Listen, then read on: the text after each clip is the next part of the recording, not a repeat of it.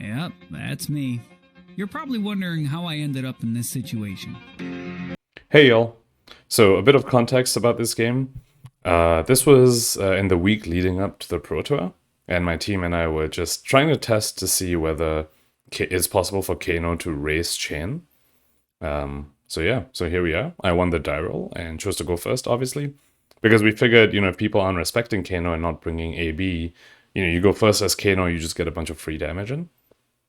So looking at my hand, I would like to do some Kano instant speed stuff and play Potion of Deja Vu with my action point. So I go ahead and pitch to Kano, find a Lesson in Lava, and finding the Lesson in Lava makes me decide to actually abandon the playing Potion of Deja Vu line in favor of just dealing a lot of damage to my opponent here. I go ahead and deal 4 with the Lesson in Lava. Use my 1 floating to snap back for further 3, and then after I pitch to Kano, getting the Blazing Aether, which I put on top of Lesson Lava, for a total of an additional 7 damage. So basically, I elected to not play Potion of Deja Vu in favor of 7 extra damage that turn, which to me felt like a worthy trade. So we go ahead to my opponent's turn, and they're already lower than me. So that's nice. That's where you want to be as Kano. So my opponent's only AB is the Skull Cap, which obviously is only on when they are lower than me. So there's another thing I'm going to be trying to keep in mind as I play this game. That if my opponent is at a higher life than me, then they have literally 0 AB. My opponent plays Marvin Skies and a blue bounding Demigon, so that only comes in for 1 physical. It does threaten a Rune Chant on hit, so it's effectively coming for 2, but I like not to block it anyway. I go ahead and take the 3 Arcane from his Rosetta, and go ahead and block the physical of my Tomb of Aetherwind. Because looking at my hand, my turn is just going to be play Sonic Boom and Arsenal Blazing Aether. So, Tomb of Aetherwind has no place in that hand.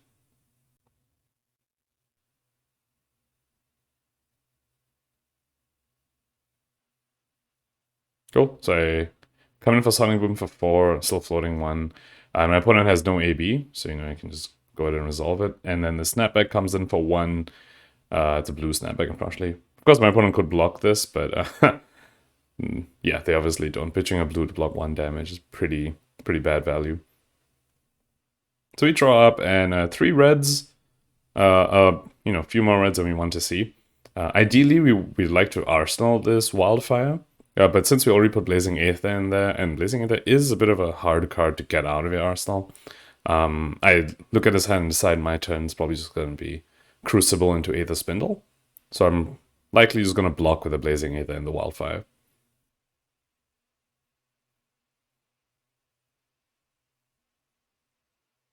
Alright, opponent plays Howl from Beyond, makes a Shackle, and then comes in the Rosetta. So this Rosetta is just coming in for 2 physical. Okay, and then they play Flock of the Featherwalkers. And this explains, why they attacked with Rosetta first, instead of doing an attack first and then coming in with a Thorn, because this Flock, they had no way to give it go again. Unless, of course, they activated Creepers. So they do it this way so that they get their Quicken token and still manage to, at least attack with the Thorn just for 2 physical. Okay, so this Flock is coming in for 8. I go ahead and block 6 of it. Ideally, I would have liked to, figure out a block where I actually go to the same life as my opponent, or even lower, so that the Skull Cap is off. But there was no way to do that while also being efficient with cards in my hand. So I just give my opponent the option here to block the Aether Spindle if they would like to.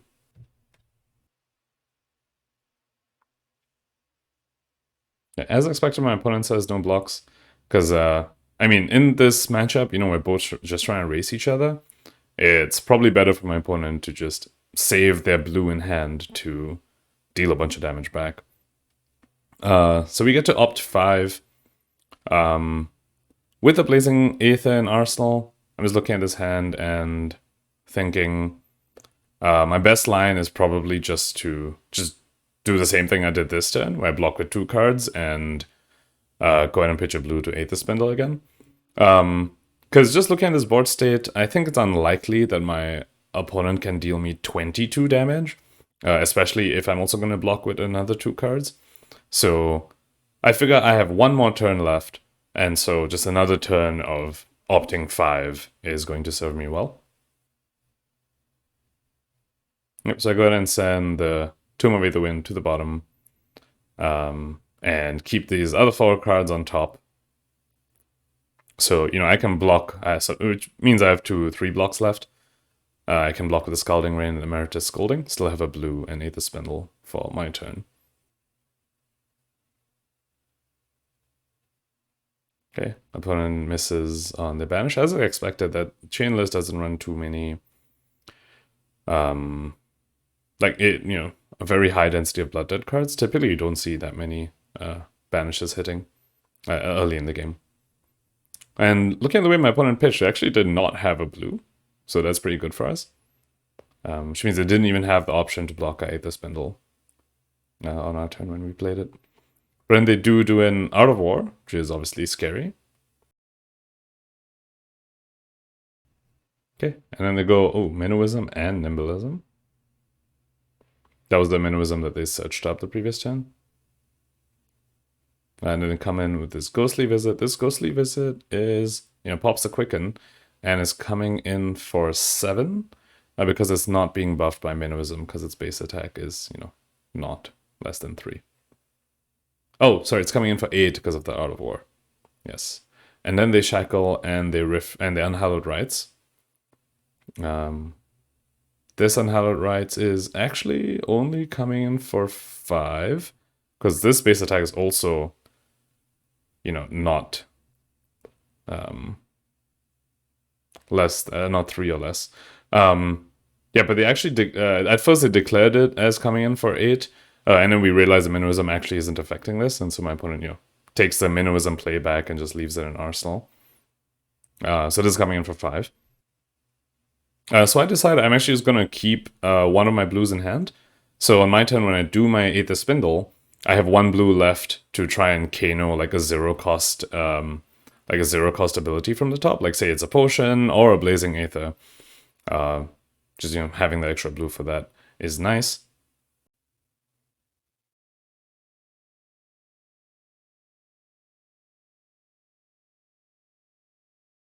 So you go in Crucible, Aether Spindle 5. Our opponent can't block this because their Skull Cap is off. And then we see 3 blues, an Aether Flare, and a Chain Lightning on top.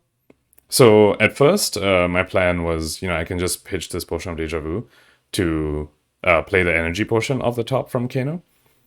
But then I realized that I can just draw into 4 blues. Like, if I just keep this Potion of Deja Vu in hand, I can draw into 3 more blues, which have 4 blues left in hand, and a Chain Lightning and Aether Flare on top, with a Blazing Aether in my arsenal, which sets me up for a really solid play, where I can Aether Flare off the top and Chain Lightning off the top, and then Chain Lightning's ability lets me play my Blazing Aether from arsenal as an instant. So that's what I like to do. So it ends up being slightly inefficient because I obviously didn't use all the cards in my hand, but it sets us up for a really solid play on this turn, where I basically have the kill on my opponent. I'm just going to wait until I go down to as low as possible before I do it, so that the Skull Cap, so that they don't even have the option to use the Skull Cap.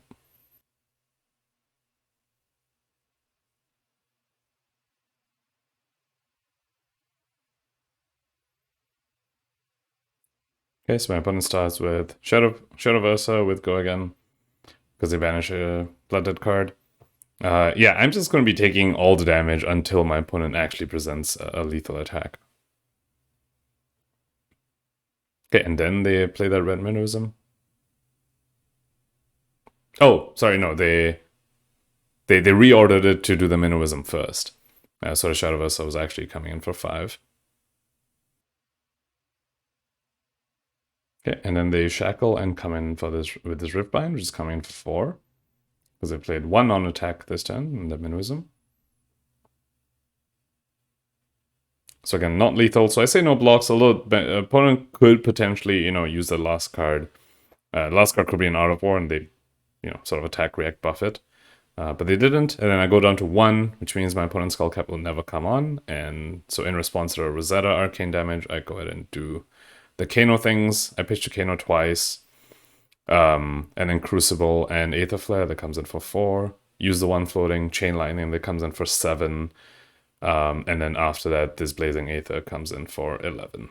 Of course, I still had this 1 blue left to be able to like Metacarpus, all 3 of the spells, but since I already had the kill, I just, didn't want to waste my opponent's time. Yeah, so that was a game.